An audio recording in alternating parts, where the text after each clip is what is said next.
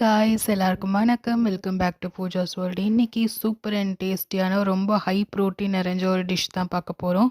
Vegetable biryani, carrot, beans, மூக்கடலெல்லாம் போட்டு குக்கரில் நம்ம எப்படி பண்ணணும்னு பார்க்கலாம்.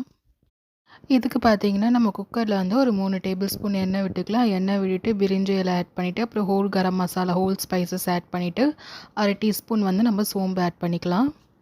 சோம்பு வந்து நல்லா பொரிஞ்சு வந்ததுக்கப்புறம் நான் வந்து ஒரு 3 மீடியம் சைஸ் வெங்காயம் வந்து தின்னாக ஸ்லைஸ் பண்ணி வச்சுருக்கேன். அது இது கூட ஆட் பண்ணிக்கலாம்.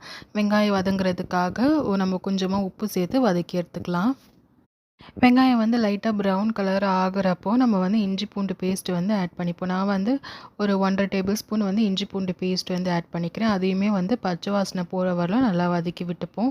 பச்சை வாசனை போனதுக்கப்புறமா ஒரு கை வந்து புதினா ஆட் பண்ணிக்கலாம். அதுக்கப்புறமா கொத்தமல்லி இருந்தால் கூட நீங்கள் ஆட் பண்ணிக்கோங்க. நான் புதினா மட்டும் ஆட் பண்ணி நல்லா மிக்ஸ் பண்ணி விட்டுக்கிறேன். புதினாலாம் ஆட் பண்ணதுக்கப்புறமா நான் வந்து ஒரு 3 பச்சை மிளகா வந்து இதில் ஸ்லிட் பண்ணி ஆட் பண்ணிக்கிறேன். அப்போது புதினா, பச்சை மிளகா 2மே சேர்த்து நல்லா வதக்கிட்டு நம்ம கட் பண்ணி வச்சுருக்க தக்காளி ஆட் பண்ணிக்கலாம். நானுமே இது ஒரு மீடியம் சைஸ் தக்காளி வந்து ஒரு 3 தக்காளி எடுத்திருக்கேன். அதுவும் இது கூட ஆட் பண்ணிவிட்டு நல்லா குழையிற வரலும் நம்ம வேக வச்சு எடுத்துக்கலாம். நல்லா தக்காளிலாம் குழஞ்சி வந்ததுக்கப்புறமா நம்ம கட் பண்ணி வச்சுருக்க வெஜிடபிள்ஸ் வந்து ஆட் பண்ணிக்கலாம். நான் வந்து கேரட், பீன்ஸ் மட்டும் ஆட் பண்ணியிருக்கிறேன்.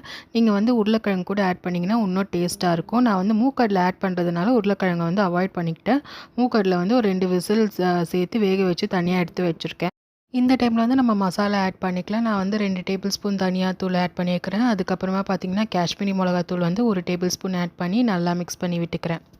2 கிளாஸ் பாஸ்மதி அரிசி வந்து ஊற வச்சுருக்கேன். அதுக்கு பார்த்தீங்கன்னா 3 கிளாஸ் வந்து நம்ம தண்ணி அளவு எடுத்துக்கணும்.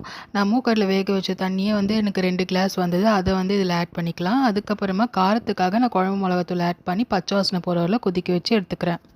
இந்த டைமில் பார்த்தீங்கன்னா வேக வச்ச மூக்கடலை இதில் வந்து ஆட் பண்ணிக்கிறேன். ஆட் பண்ணிவிட்டு மீதி தண்ணியுமே வந்து அளவு வச்சுருக்க தண்ணியுமே இதில் ஆட் பண்ணிவிட்டு ஒரு கொதி வந்ததுக்கப்புறமா ஊற வச்சுருக்க பாஸ்மதி அரிசியை இதில் ஆட் பண்ணிக்கிறேன்.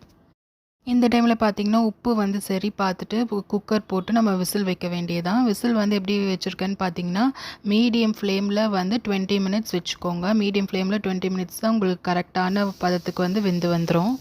10 நிமிஷம் கழித்து ப்ரெஷர் ரிலீஸ் ஆனதும் நீங்கள் எடுத்து சர்வ் பண்ணிங்கன்னா சூப்பரான வெஜிடபிள் பிரியாணி வந்து ரெடி ஆகிடும். இந்த டிஷ் கண்டிப்பாக உங்களுக்கு பிடிச்சிருந்தால் சப்ஸ்கிரைப் பண்ணி சப்போர்ட் பண்ணுங்கள்.